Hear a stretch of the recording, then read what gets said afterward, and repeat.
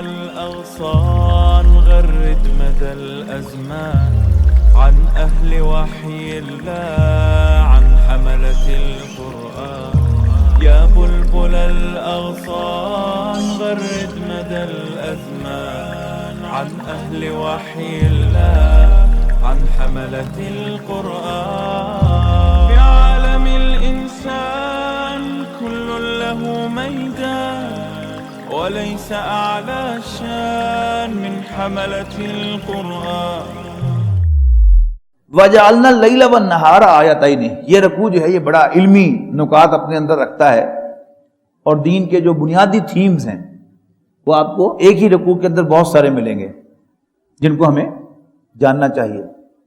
وَجَعَلْنَا اللَّيْلَ وَالنَّهَارَ آیَتَيْنِ.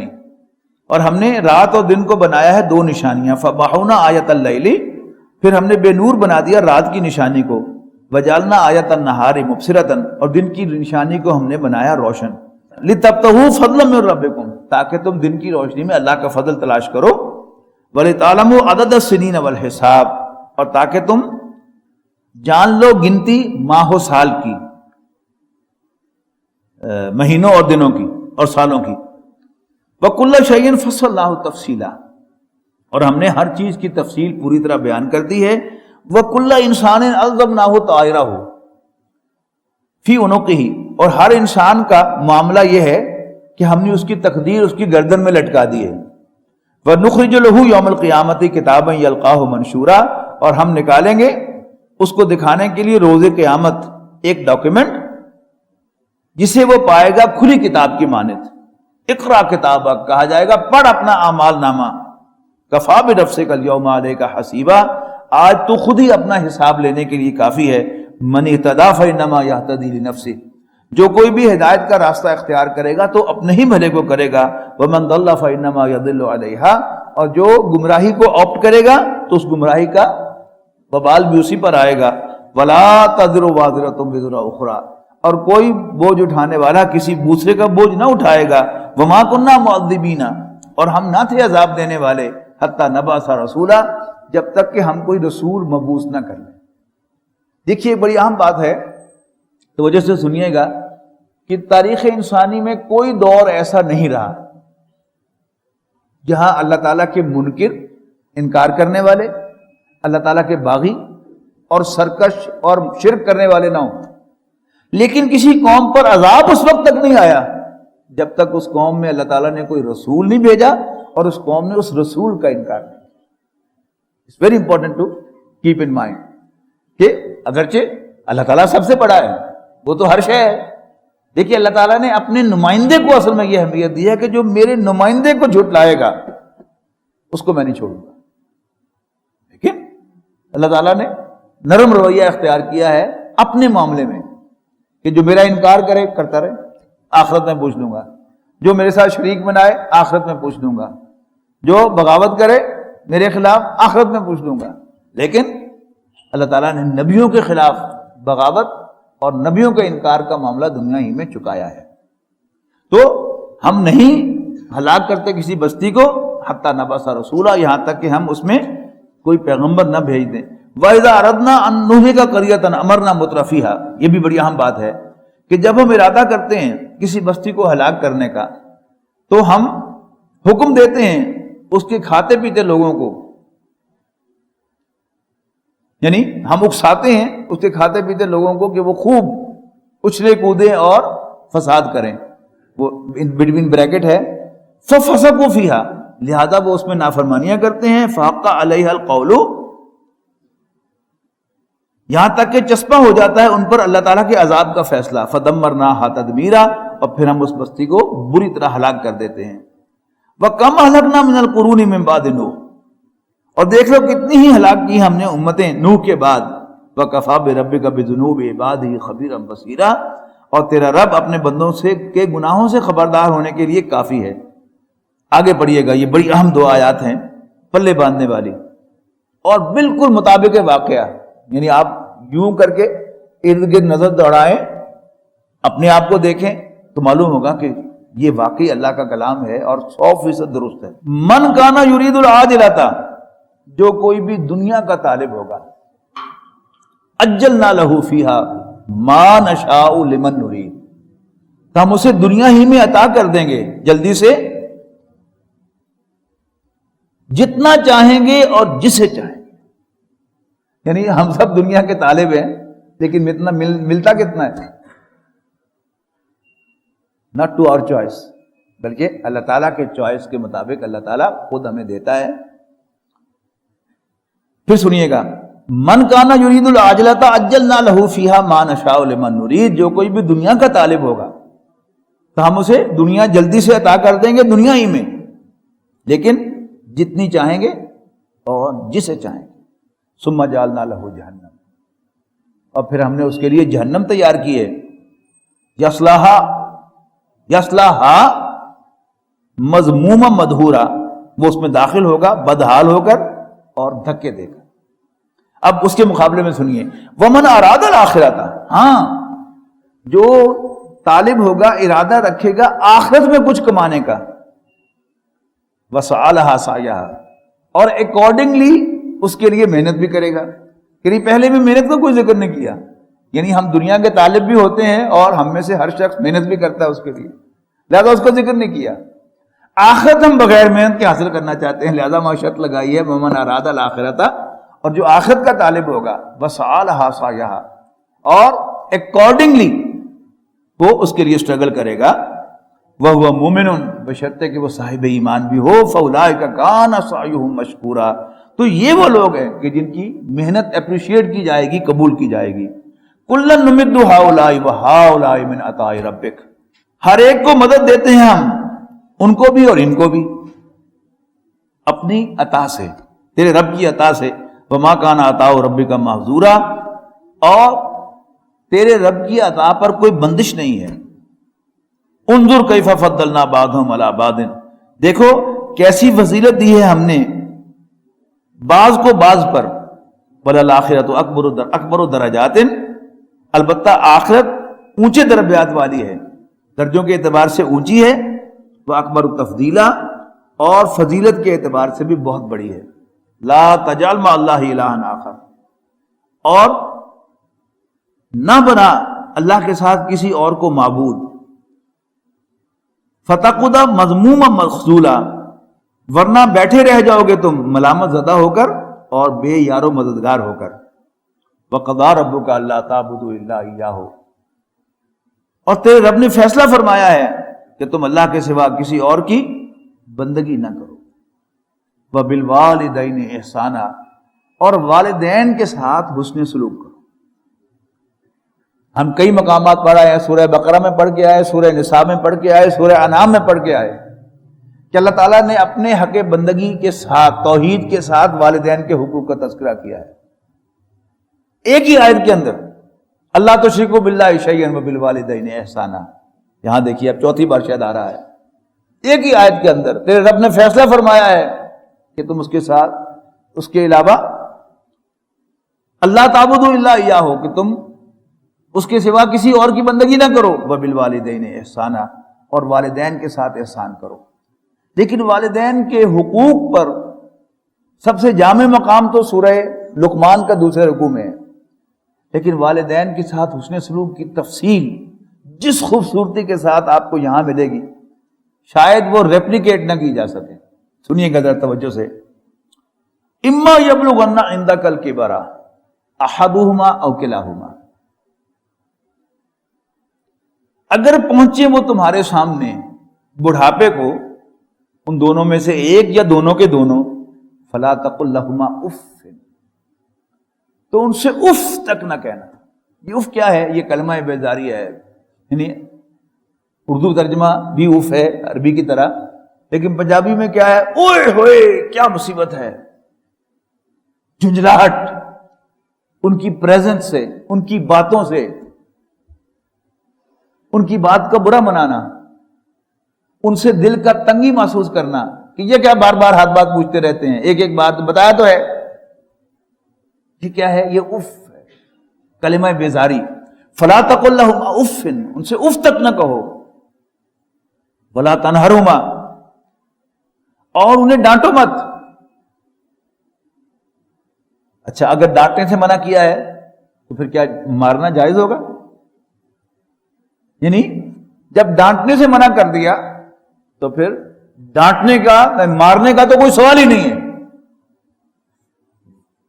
وَلَا تَنْهَرْهُمَا انہیں ڈانٹو مت. وَقُلْ لَهُمَا قَوْلًا كَرِيمًا اور ان کے ساتھ نرم لہجے میں احترام کے ساتھ بات کرو. وَاخْفِضْ لَهُمَا جَنَاحَ الذُّلِّ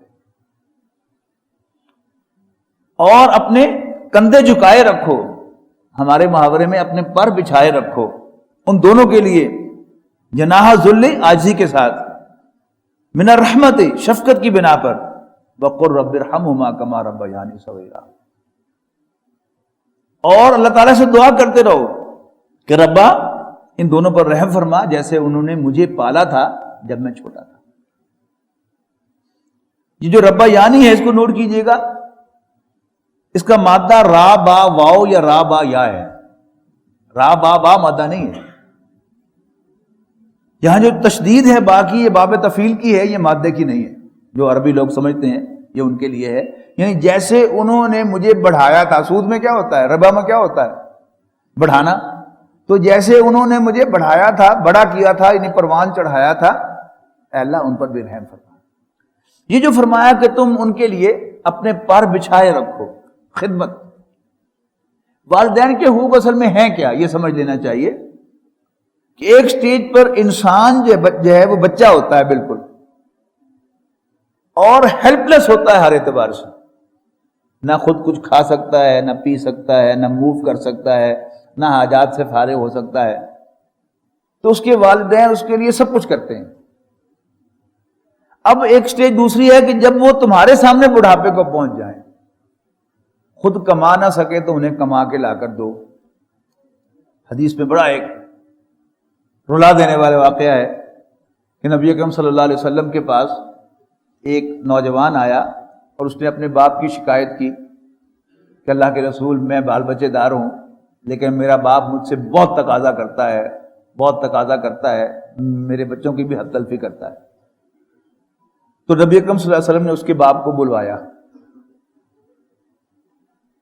اب وہ عرب کا بچہ شاعر ہوا کرتا تھا, تو وہ رسول اللہ صلی اللہ علیہ وسلم کی طرف آتے ہوئے اشعار گنگناتا ہوا آ رہا تھا. تو نبی اکرم صلی اللہ علیہ وسلم کو وحی آئی کہ وہ اس لڑکے کا باپ جو ہے وہ کچھ شعر گنگناتا ہوا آ رہا ہے.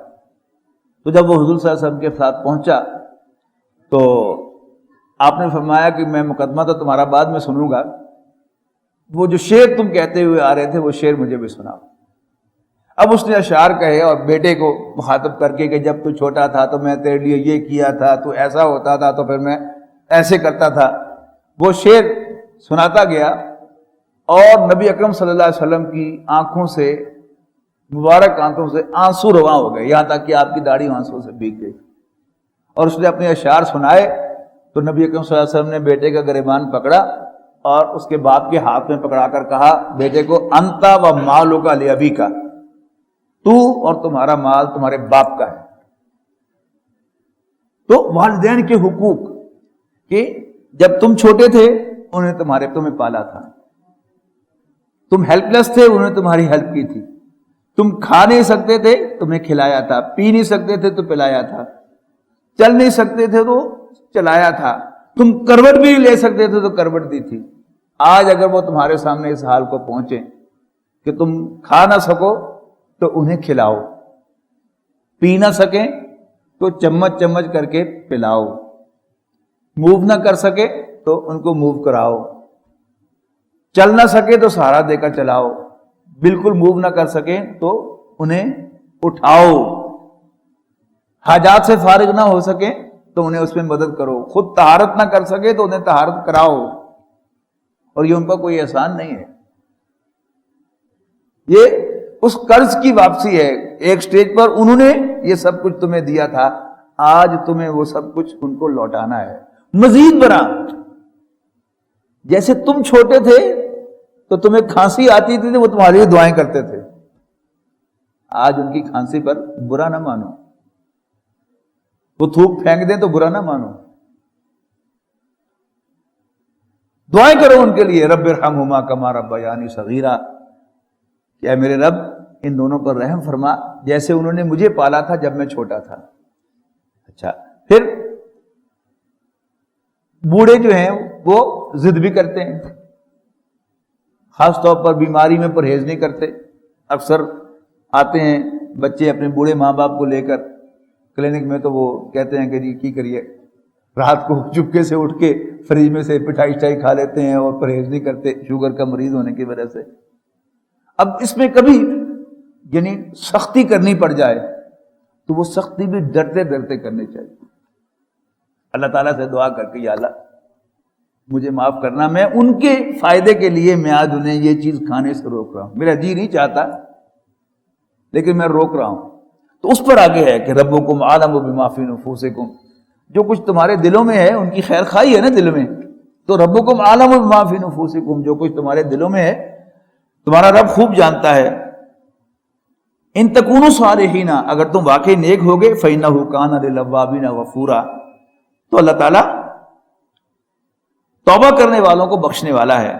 وآت ذی القربى حقہ والمسکین وابن السبیل ولا تبذر تبذیرا، اور قرابت داروں کو دو ان کا حق، یعنی والدین کے بعد حق کس کا ہے؟ قرابت داروں کا. وہ دوسرے شہر کے لوگوں کا نہیں ہے، یتیم خانے میں رہنے والوں کا یا کسی اولڈ ہوم میں رہنے والوں کا نہیں ہے. پہلے اپنے قرابت دار، اگر آپ کے قرب و جوار کے محلے کے اندر یا اپنے رشتہ داروں کے اندر، قریبی رشتہ داروں کے اندر کوئی حقدار ہے تو پہلے اپنی خیرات ان میں بانٹیں. تو آت ذی القربى حقہ وآت ذی القربى حقہ، اور دو قرابت دار کو اس کا حق، والمسکین، اور مسکین کو، وابن السبیل، اور مسافر کو، ولا تبذر تبذیرا. اچھا یہ جو سارے صدقات و خیرات ہوتے ہیں ان کا تعلق ہوتا ہے انسان کے سرپلس کے ساتھ.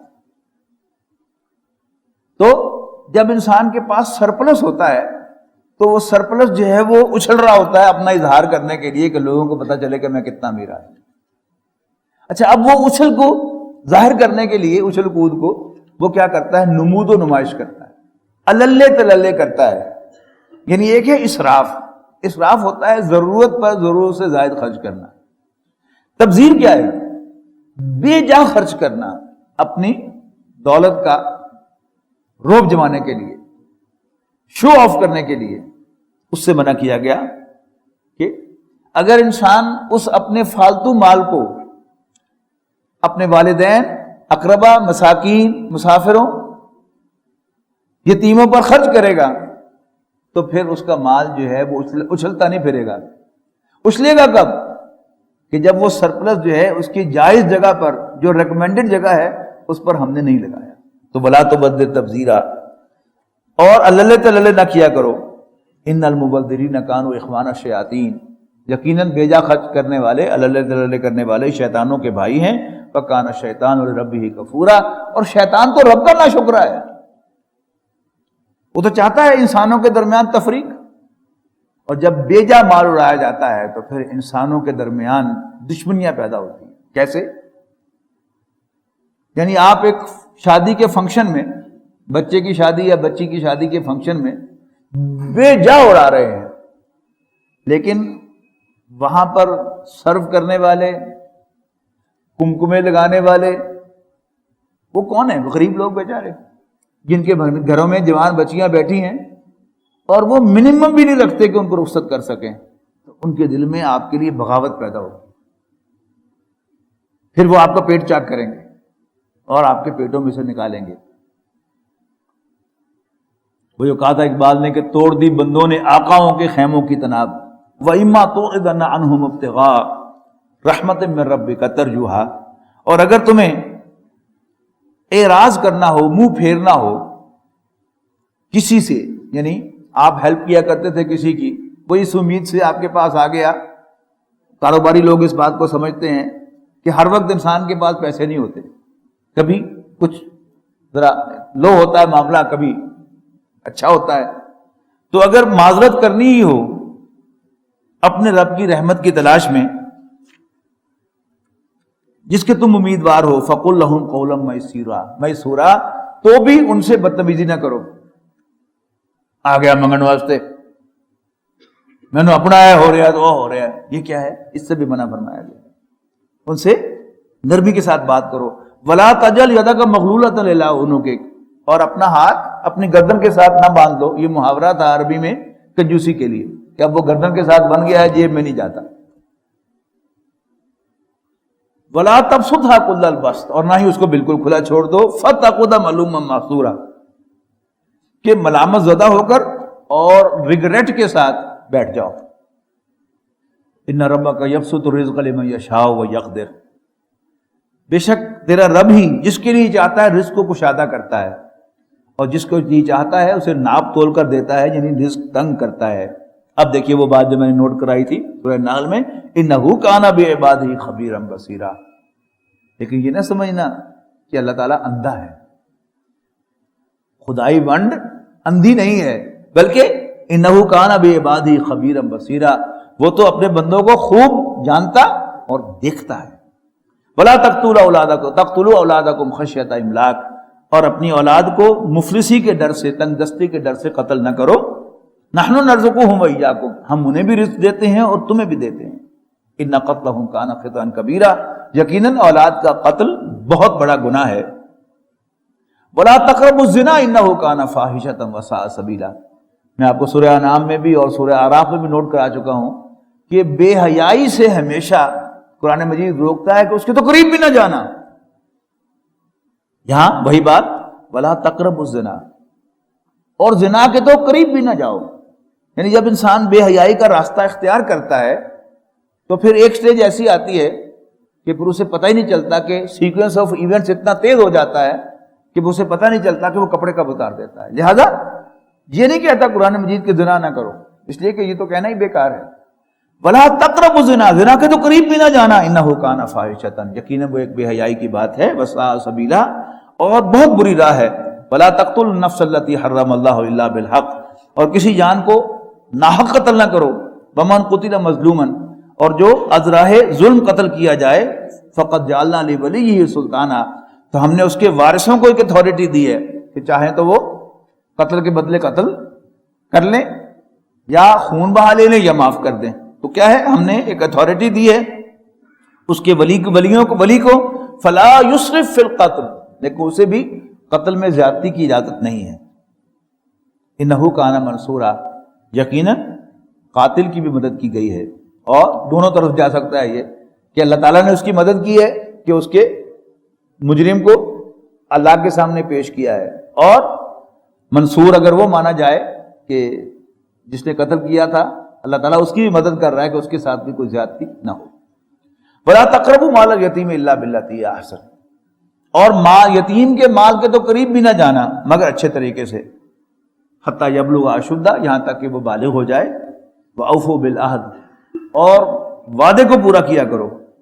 ان العہد کان مسئولا، یقیناً وعدے کے بارے میں، وعدوں کے بارے میں سوال کیا جائے گا. واوفوا الکیل اذا کلتم،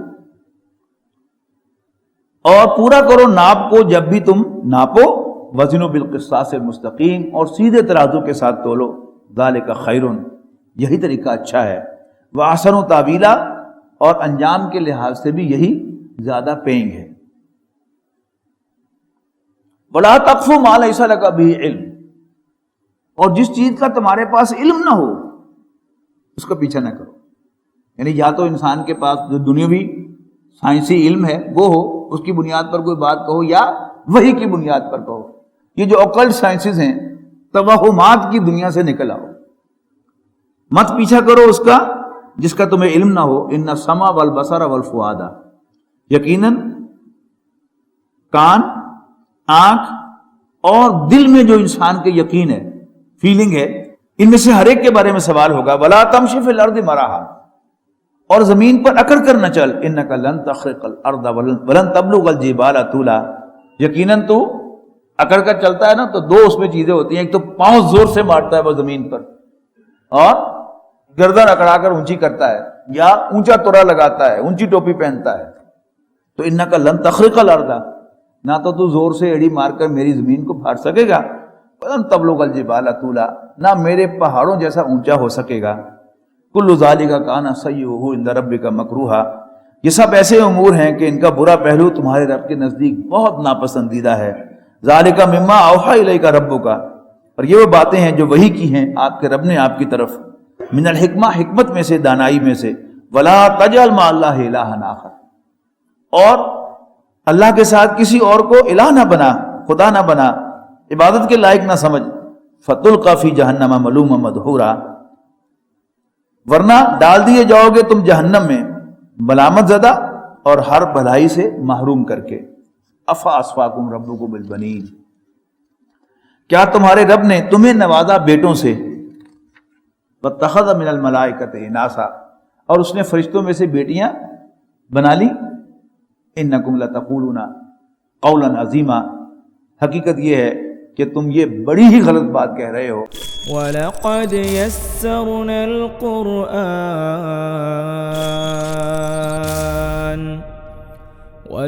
يَسَّرْنَا الْقُرْآنَ لِلذِّكْرِ فَهَلْ مِن مُّدَّكِرٍ